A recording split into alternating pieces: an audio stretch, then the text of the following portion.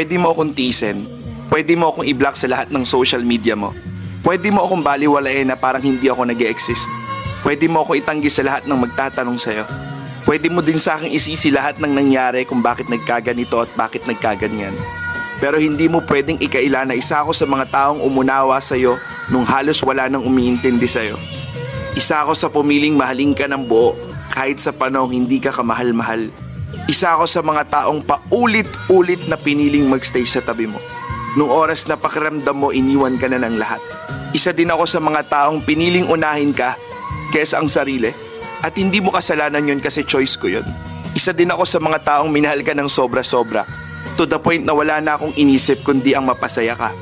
Lubos akong nagpapasalamat dahil sa mga oras na pinili kita, kapalit ay kasiyahan ng aking puso.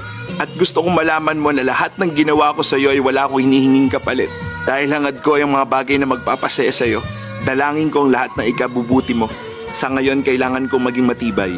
Dahil sa ngayon, ito lang yung kaya kong ibigay para sa sarili ko.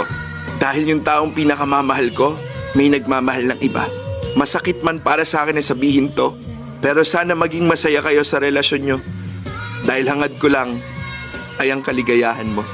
Mag-iingat ka palagi, alagaan mo yung sarili mo. At sana wag mong biglang iwanan yung mga taong hindi ka iniwanan sa panahong walang-wala ka. I love you for the last time.